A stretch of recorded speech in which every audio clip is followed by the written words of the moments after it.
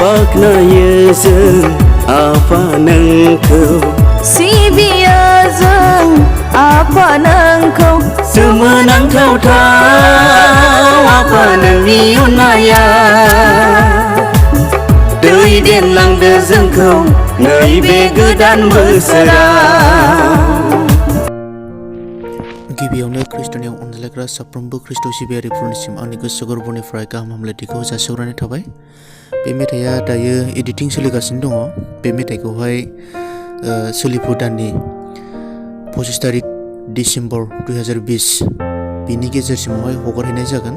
नोंथांमोनहा बेखौहाय खोनासंनो थाखाय नेनानै थादो आरो अडिअ'खौहाय खोनासंनानै नोंथांमोनहा मोजां मोनदोंब्ला लाइक खालामदो, शेयार खालामदो, लोगोसे थुजेन बसुमतारी इउटुब चेनेलखौ साबस्क्राइब खालामनानै लोगोसे बेलनि आइकनाव थुनानै होदो।